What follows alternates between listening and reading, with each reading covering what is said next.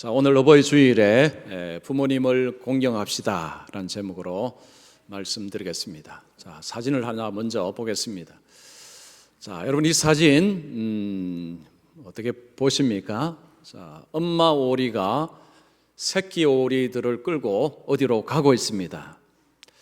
자, 엄마 오리가 새끼 오리들을 인도해서 도로를 건너고 있습니다. 이게 지난주 금요일 어버이날에 신문에 난 사진입니다.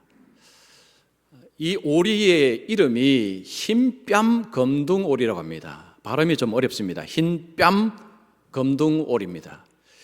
창원입니다. 여기가 창원입니다. 창원 낙동강 유역 환경청이라는 어떤 그 건물이 있는데 거기에 오리 부부가 터를 삼았습니다. 알을 13개를 낳았는데 그 중에서 10개 알에서 10마리의 새끼가 태어났습니다.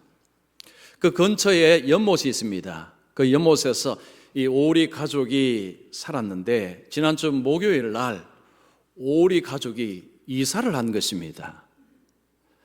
자, 이사를 했는데 연못이 좀 좁은 것 같았습니다. 이렇게 좁았는지 이사를 하는데 그 이사를 하는데 이 도로를 건너야 했습니다.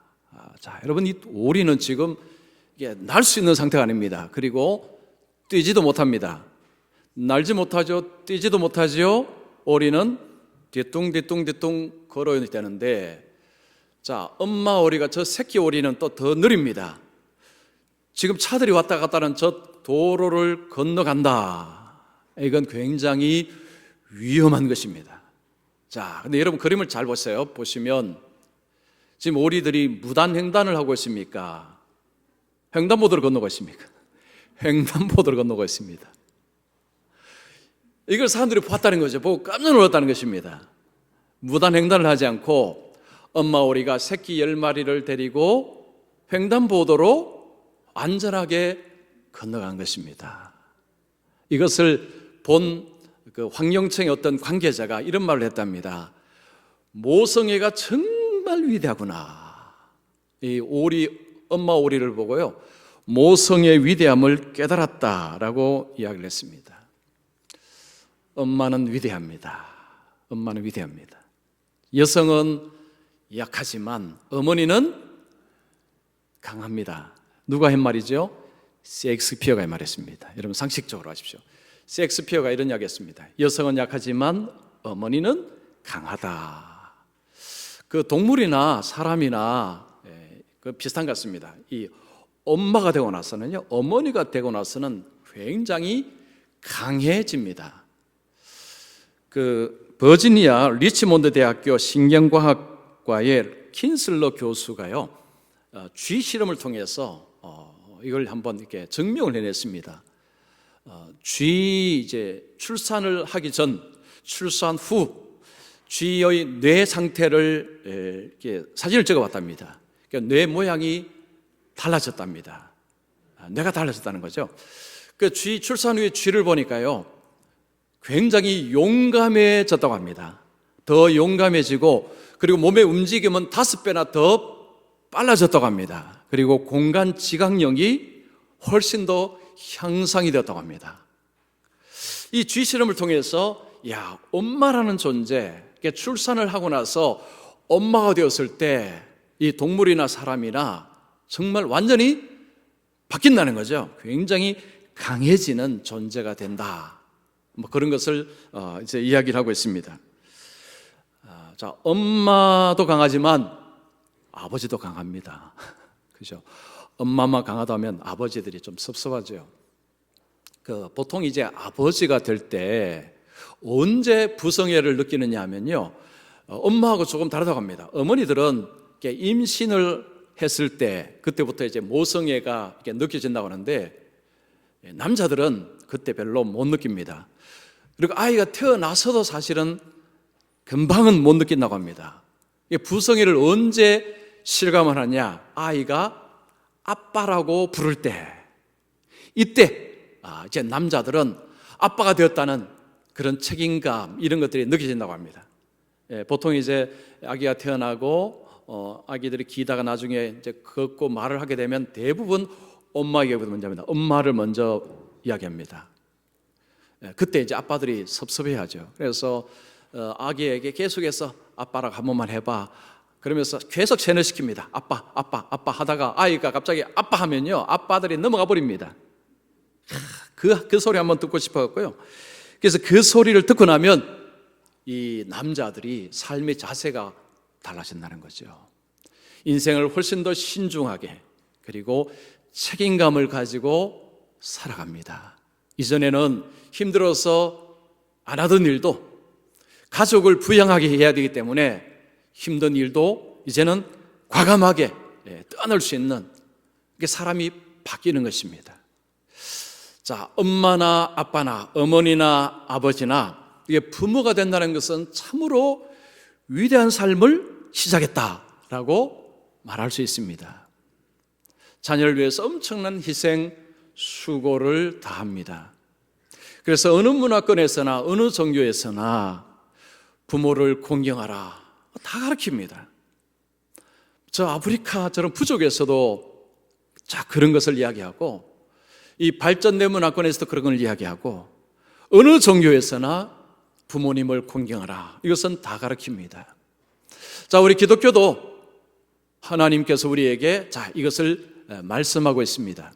자, 여러분, 그러면 기독교하고 다른 종교, 다른 문화권하고 비슷한데 차이가 있습니다. 이것을 우리가 분명히 좀 알 필요가 있습니다. 오늘 본문을 통해서 자 무엇이 똑같고 무엇이 다른지 여러분께 말씀드리겠습니다. 자, 먼저 첫 번째입니다. 같은 것입니다. 부모 공경은 하나님의 명령이다. 자, 부모를 공경하라는 것은 하나님의 준엄한 명령입니다. 여러분 1절 보십시오.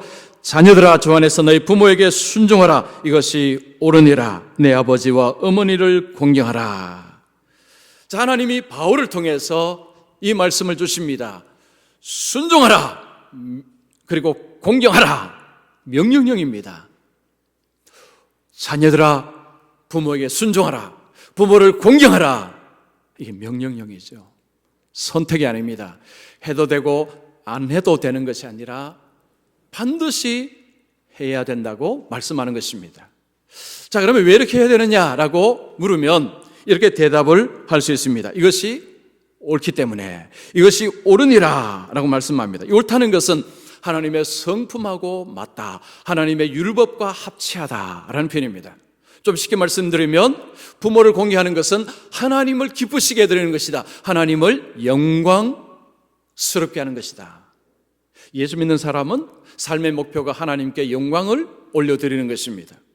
하나님께서는 우리에게 부모를 공경할 때에 하나님을 영화롭게 하는 것이다. 하나님께 영광을 올려드리는 것이다. 우리에게 말씀하시는 것입니다. 자, 성경은요, 다른 문화권, 다른 종교와 똑같이 부모를 공경하라 라는 것을 말씀하고 있습니다. 자, 그러면 차이는 뭘까요? 자, 오늘 1절에 보시면 자녀들아, 주 안에서 너희 부모에게 순종하라. 주 안에서라는 말이 중요한 표현입니다. 부모를 공경하라, 순종하라 라는 말씀을 하시면서 주 안에서 단서를 달고 있습니다. 이 주 안에서라는 것은 예수님 안에서, 예수님의 가르침을 따라서라는 의미가 됩니다. 예수님께서 말씀을 하실 때 부모에 관해서도 말씀하셨습니다. 자, 예수님이 많은 말씀하셨지만 특별히 우리가 초점을 둬야 될 말씀은 예수님께서 부모와 하나님과의 우선순위를 정하셨다는 것입니다. 자, 예수님께서 부모와 하나님 사이의 우선순위를 어떻게 하셨습니까? 하나님이 위고 부모가 아래다. 그 규정을 분명히 해주셨습니다. 자, 누가복음 14장 26절 보십시오. 무릇 내게 오는 자가 자기 부모와 처자와 형제와 자매와 더욱이 자기 목숨까지 미워하지 아니하면 능히 내 제자가 되지 못하고, 자, 이게 보면 부모를 미워하지 아니하면 능히 내 제자가 되지 못한다. 예수님이 이 말씀하셨습니다. 이 말씀을 오해하면 예수 믿으면 부모를 미워하라고 하는 것보다 이렇게 오해할 수 있습니다. 그 말씀이 아니고요, 우선순위를 정해주신 것입니다. 부모님이 하나님 위에 있는 것이 아니다. 하나님이 부모님 위에 있고 그 아래에 부모님이 있는 것이다. 이 순서를 정해주신 것입니다. 여러분, 예수 믿지 않는 부모님이 이야기를 들으면 야, 기독교 좀 괘씸하다, 이런 생각이 들 수 있습니다. 기독교가 괘씸하다, 아니 하나님이 괘씸하다, 예수님이 괘씸하다, 이러실 수 있습니다. 그런데 이 괘씸한 게 아니고요, 부모에게 덕이 되는 것입니다. 자, 하나님이 주상처럼 명령하셨습니다. 내 부모를 공경하라. 하나님은 부모를 공경하라고 하셨습니다. 그리고 진짜 복은 따로 있습니다. 자, 예수 믿는 자녀들은요, 예수 믿고 나면 가장 부담이 되는 게 무엇입니까? 부모님 전도입니다. 부모님 전도. 본인이 예수 믿고 이제 이 예수를 알고 나고 예수를 믿게 되었을 때 그 다음에 부모님이 걸리기 시작합니다. 이 좋은 예수님, 부모님이 믿으셨으면 좋겠다. 부모님이 알았으면 좋겠다. 기독교 안에서 최고의 효도는 부모님을 전도하는 것입니다. 부모님께 예수를 전하는 것입니다. 이것이 최고의 효도입니다. 자, 이렇게 말할 수 있는 이유가 무엇입니까? 자녀들은 부모님이 건강하게 오래 살기를 다 원합니다. 부모님이 오래 건강하게 그렇게 사시기를 다 원합니다. 근데 사실은 현실적으로 들어가면 연세가 높으신 부모님이 살 날이 사실은 그렇게 많지는 않습니다. 우리나라도 이제 100세가 되신 분들도 종종 계시고 100세 시대라고 이야기를 하면서 이제는 80이 넘으셔도 아직도 몸이 건강하신 분들이 많으십니다.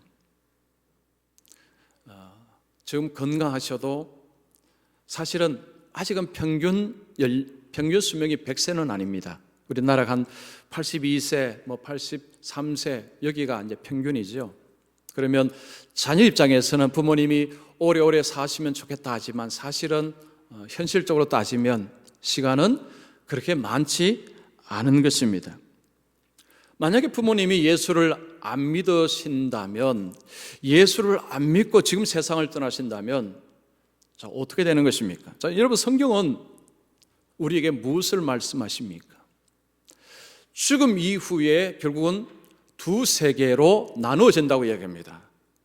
천국과 지옥입니다. 그건 제 이야기가 아니라 주님의 말씀입니다. 예수님이 그 말씀하셨습니다. 죽음 이후에 천국과 지옥으로 나뉜다고 하셨습니다.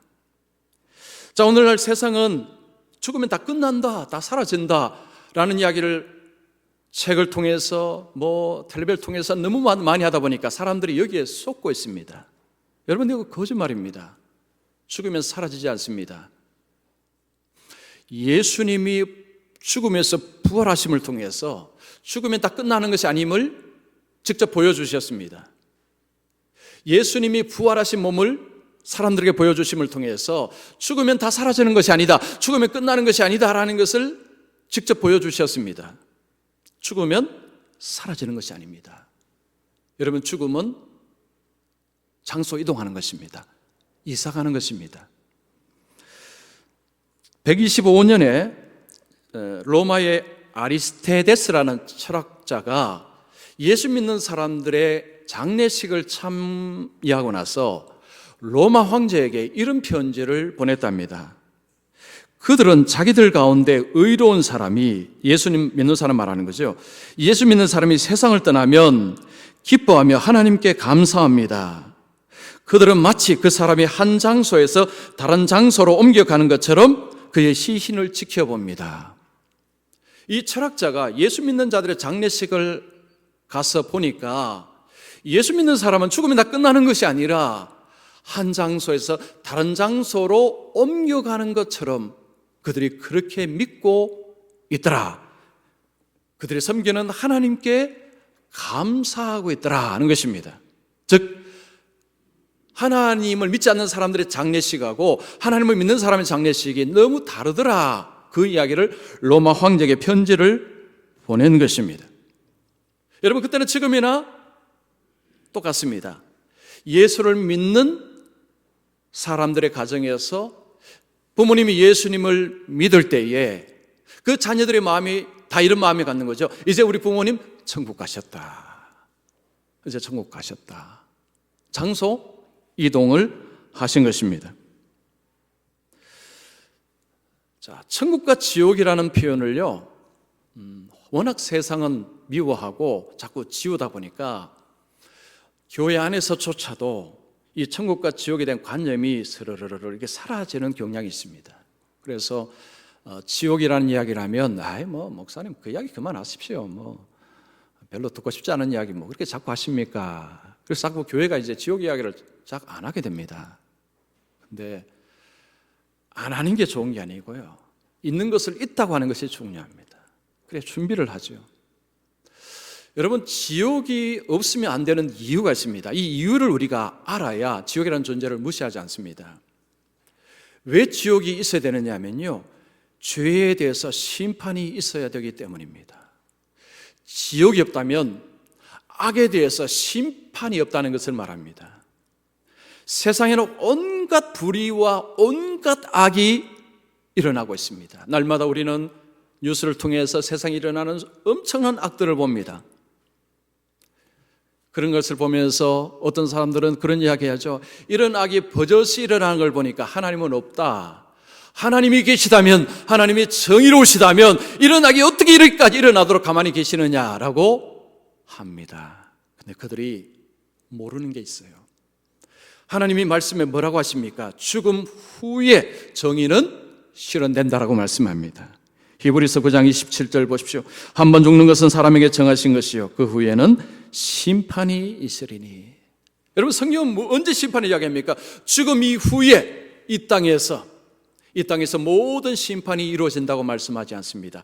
죽음을 통해서 심판이 행해진다는 것입니다. 그래서 지옥이 왜 있느냐? 죄에 대한 심판이 있어야 되기 때문에 지옥이 있는 것입니다. 자, 천국 하면요, 여러분, 천국은 어떻게 좀 정리가 되십니까? 천국은 누가 들어갑니까? 우리 부모님이 착하게 사셨기 때문에, 열심히 사셨기 때문에, 교회를 안 다니셨지만 그래도 천국 안 가시겠나 이렇게 생각하시면 안 됩니다. 이건 비성경적인 생각입니다. 성경은 그렇게 말씀하지 않습니다. 아무리 선한 일을 많이 하고 아무리 착하게 살아도 이 죄 문제가 해결이 되지 않는 이상 천국에 들어갈 수가 없습니다. 죄인은요, 천국에 못 들어갑니다. 착하게 선하게 산다고 죄 문제가 해결되지 않습니다. 사람은 태어나면서부터 죄 바이러스를 가지고 태어납니다. 그리고 죄를 계속해서 지으며 살아갑니다. 죄를 쌓고 살아갑니다. 아무리 착해 보이고 아무리 선한 일을 많이 해도 죄는 계속해서 쌓아가고 있는 것입니다. 이것이 인간의 모습입니다. 여러분, 죄 중에 가장 근본적인 죄가 무슨 죄입니까? 하나님이 없다는 것입니다. 하나님 없어. 그런 것 없어. 이 죄로부터 모든 것이 파생이 되는 것입니다. 하나님이 없다 하는 삶 속에는 하나님의 뜻에 대해서 관심이 없습니다. 하나님이 이 땅에 보내신 계획에 대해서 관심이 없습니다. 하나님의 목적에 대해서 아무 관심이 없다는 것입니다. 아무리 착하게 살아도 하나님과 상관없는 삶을 살아갈 때, 그러다가 주님을 만날 때 문제가 된다는 것입니다. 죄 문제가 해결되어야 됩니다. 여러분, 이 죄 문제는 해결하는 길은 오직 한 가지 방법밖에 없습니다. 하나님께서 인생을 사랑하셔서 구원하시기 위해서 인간이 할 수 없는 일 하나님께서 행하셨습니다. 아들을 보내시고 예수님이 이 땅에서 사시다가 십자가를 지심을 통해 하나님의 무서운 진노를 받으셨습니다. 형벌을 받은 거죠. 죄에 대한 징벌을 예수님이 대신 받으신 것입니다. 그런데 예수님의 그 십자가가 누구한테 효과가 있느냐? 믿는 자에게만 효과가 있습니다. 여러분, 갈라디아서 2장 16절을 보십시오. 사람이 어렵게 되는 것은 율법의 행위로 말미암이 아니요 오직 예수 그리스도를 믿음으로 말미암는 줄 알므로 우리도 예수 그리스도를 믿나니. 오직 예수님을 믿음으로 하나님 앞에 의롭다함을 받는다고 하십니다. 선함으로 착함으로가 아닙니다. 얼마나 성실하게 살았느냐, 얼마나 착하게 살았느냐, 이것은 하나님 앞에 섰을 때 아무런 가치가 없다는 것입니다. 왜냐하면 죄 문제는 그렇게 해서 해결되지 않기 때문에. 이 죄 문제가 해결되는 유일한 길은 예수님의 십자가의 공로밖에 없다. 이것이 하나님께서 내신 구원의 길입니다. 죄 문제가 해결될 때, 예수님의 공로로 하나님 앞에 섰을 때 너는 의인이다, 천국으로, 이렇게 되는 것입니다. 여러분, 천국은 어떤 그림이 그려지십니까? 천국은 실제 장소입니다. 요한복음 14장 2절 3절 보십시오. 내가 너희를 위하여 거처를 예비하러 가나니. 자, 거처입니다. 플레이스입니다. 장소입니다. 가서 너희를 위하여 거처를 예비하면 내가 다시 와서 너희를 내게로 영접하여 나 있는 곳에, 예수님이 부활하신 몸으로 계신 곳에 너희도 있게 하리라. 예수를 믿는 사람을 예수님께서 인도하셔서 예수님이 부활의 몸으로 계신 곳에, 그 장소에 같이 살도록 해주겠다. 주님의 약속입니다. 여러분, 천국과 지옥은 마음의 상태가 아니고 실제 장소라는 것이 예수님의 말씀입니다. 예수를 믿는 자녀들, 예수 믿지 않는 부모님 생각하실 때 천국 지옥을 생각하셔야 됩니다. 천국 지옥을 생각하셔야 돼요. 부활의 몸으로 주님과 함께 그 부모님, 어머니, 아버지 그리고 자식이 함께 그곳에서 영원토록 눈물이 없습니다. 슬픔이 없습니다. 죽음이 없습니다. 그곳에서 산다는 것 자체가 소망이 되어야 됩니다. 자, 이때 예수 믿지 않는 부모님 전도하는 일에 힘을 쓸 수가 있습니다. 부모님 전도 쉽지 않죠. 쉽지 않습니다. 쉽지 않다고 포기해서는 안 됩니다. 어쨌든 복음을 전하셔야 되고, 어쨌든 잘하셔야 되고, 성령님을 의지해서 우리 하나님께서 역사해 주시도록 여기에 그냥 우선순위를 걸어야 된다는 거죠. 그래서 예수를 믿는 자녀는 그 부모님이 그로 인해서 예수를 믿게 될 때 세상에 이보다 더 효도가 없습니다. 돈을 아무리 많이 준들 이거하고는 완전히 다릅니다. 그래서 혹 부모님이 지금 예수를 믿지 않고 있다면요, 다시 여러분 마음에 힘을 좀 내십시오. 내셔서 복음과 어쨌든 천국과 지옥을 끊임없이 이야기하셔야 되죠. 하셔서 그래서 최고의 효도를 하실 수 있기를 축원합니다. 자, 두 번째입니다. 두 번째, 부모 공경은 이 세상에서 복을 받는 길이다. 자, 오늘 2절 3절 다시 한번 보십시오. 내 아버지의 어머니를 공경하라. 이것은 약속이 있는 첫 계명이니 이로써 내가 잘되고 땅에서 장수하리라. 약속이 있는 첫 계명이라 표현을 씁니다. 이 말은 10계명 중에서 5번째 계명이 부모 공경입니다. 출애굽기 20장 12절에 내 부모를 공경하라. 그리하면 하나님 여호와가 내게 준 땅에서 내 생명이 길리라. 이 출애굽기의 말씀을 바울은 오늘날 예수 믿는 사람들에게 그대로 하는 것입니다. 하나님께서 바울을 통해서 구약의 이스라엘 백성들에게 한 그 말씀을 예수 믿는 자들에게 그대로 다시 하시는 것입니다. 이 땅에서 부모님을 잘 공경할 때에 이 땅의 삶이 복될 것이다. 자, 부모님을 공경을 할 때 이 땅에서 삶이 복되다. 뭔가 좀 이렇게 좀 현실적으로 이게 감이 오십니까? 아니면 이게 왜 그럴까? 그게 과연 현실성이 있나? 혹시 이런 생각이 드십니까? 그 의학 박사 황성주 박사님이 자, 이 말씀을 의학적으로 좀 알기 쉽게 이렇게 풀이를 하셨습니다. 자, 이번은 이런 이야기 했습니다. 부모와 자식 간의 관계는요, 이게 본래적인 관계입니다. 이게 그냥 자연적인 관계입니다. 인위적인 관계가 아닙니다. 그냥 일부러 만든 관계가 아니고, 이건 그냥 태생적인 관계입니다. 이게 본래적인 관계입니다. 사람은 궁지에 몰리면 회귀 본능이 있습니다. 자, 여러분, 아이들이 뭐 다치거나 뭐 하면 입에서 누구를 부릅니까? 자, 누구를 부릅니까? 엄마를 부릅니다. 아빠를 안 부르고 엄마 부르죠? 거의 엄마 찾습니다. 이게 회귀 본능입니다. 그 사람들에게 어머니라는 존재는요, 피난처, 마음의 고향 같은 존재랍니다. 그러니까 사람들은 누구나 이 엄마, 어머니라고 하면요, 그냥 푸근합니다. 푸근하고요. 그냥 그 자체가 굉장히 위로가 됩니다. 어머니, 엄마라는 그 존재 자체가. 어머니 없이 태어난 사람 아무도 없습니다. 그죠?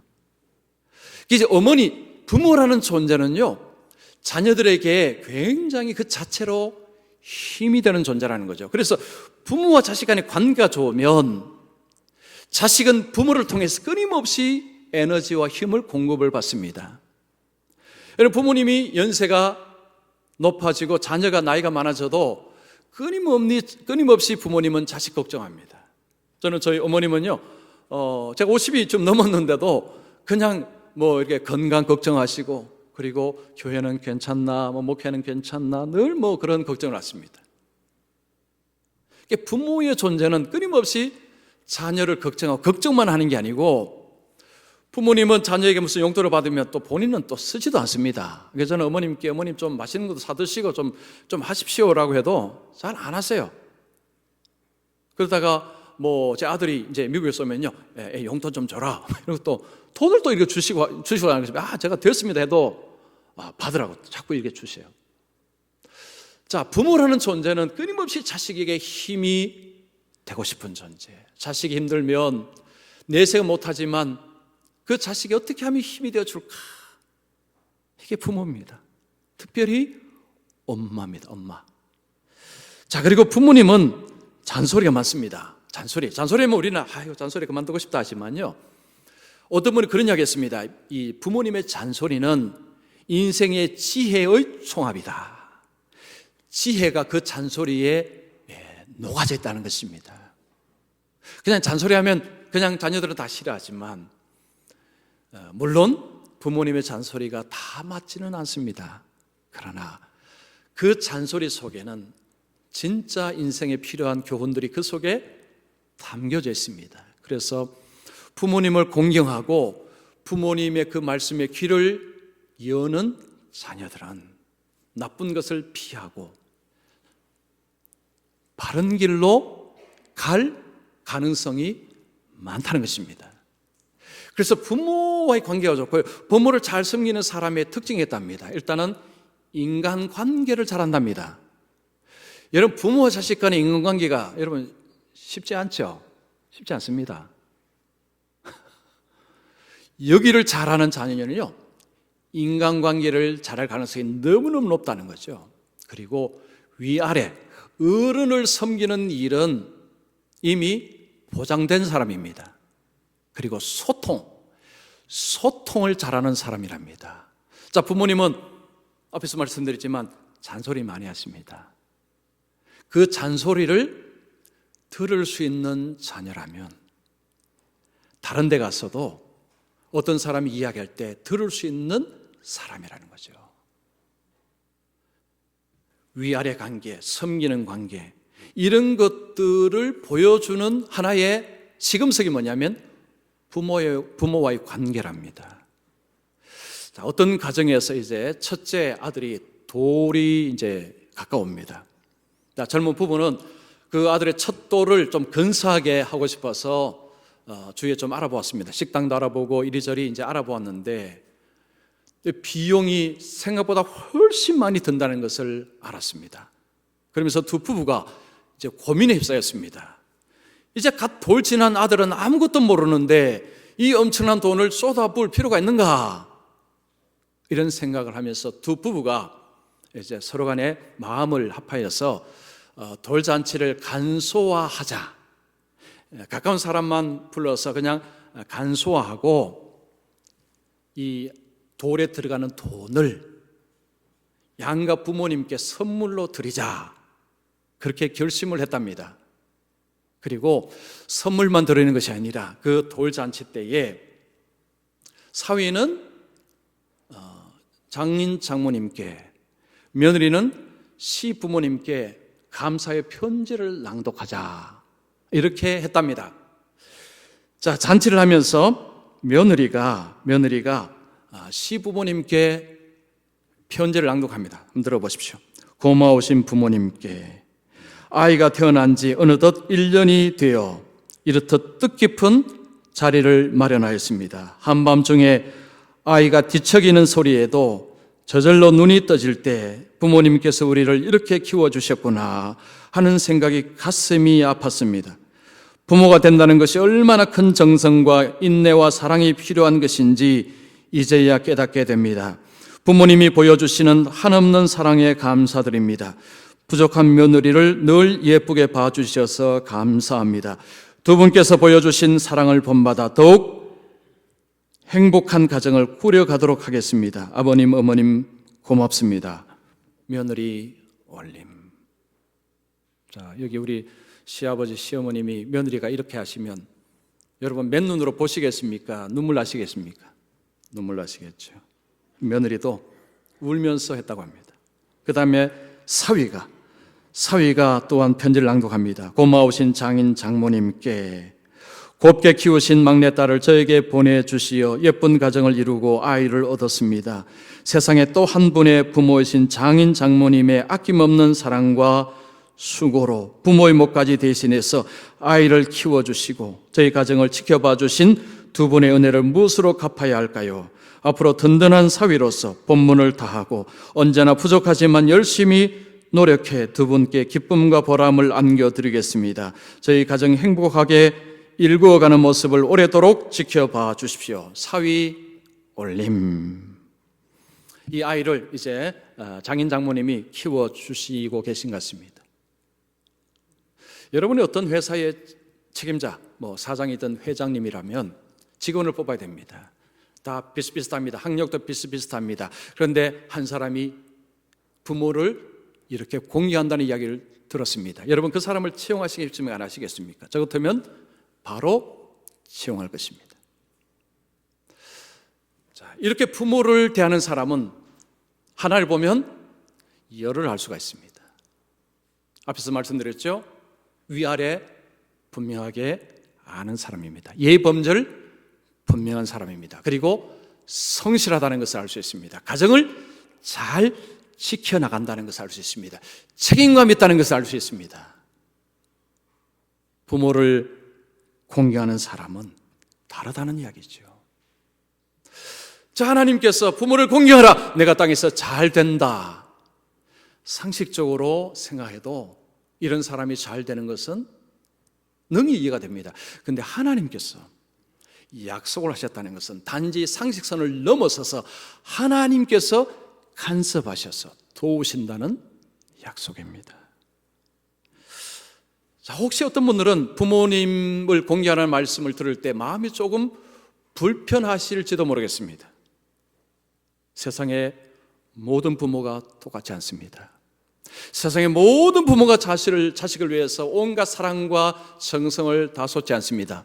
어떤 부모는 자식에게 엄청난 상처를 주기도 합니다. 혹 여러분 중에서 부모님으로부터 상처를 많이 받았기 때문에 어버이 주일날 아니면 말씀을 통해 부모를 공경하라는 말씀을 들을 때마다 마음이 혹시 불편하실 분이 계실지 모르겠습니다. 혹 마음이 불편하시다면 예수님을 통해서 부모님을 다시 한번 보시면 좋겠습니다. 하나님은 예수님을 통해서 여러분을 사랑하시고 계십니다. 부모님이 주지 못한 사랑, 하나님께서 예수님을 통해서 여러분들에게 쏟아 부어주고 계십니다. 인간은 연약하고 부모는 연약하지만 하나님은 완벽하신 아버지로서 예수 안에서 복과 은혜를 부어주시고 계십니다. 그래서 이 예수님을 통해서 부모님을 보시고 용서하셔야 합니다. 용서하셔야 됩니다. 하나님은 자녀들에게 명령하십니다. 부모님을 공경하라. 부모님을 공경하라. 이 공경하다는 의미는요, 부모님을 세우고 자기를 낮추라는 의미가 있습니다. 앞에 예의를 갖추라는 표현이 있습니다. 부모님을 공경할 때 하나님께서 그 삶에 개입하셔서 삶을 도우신다는 거죠. 삶에 하나님이 복을 주신다라고 말씀합니다. 그래서 우리 자녀된 저도 포함됩니다. 자녀된 우리 모든 분들은요, 이 말씀을 나에게 주시는 말씀으로 받으시고, 부모님이 살아계시다면, 혹 예수를 안 믿으시다면 열심히 복음을 전하시고, 또 예수를 믿으시면요, 여러분 예수 믿는 자녀답게 부모님께 잘 하셔서, 그래서 하나님 말씀을 순종함으로 천국 같은 가정, 그런 가정 세워가시기를 축원합니다.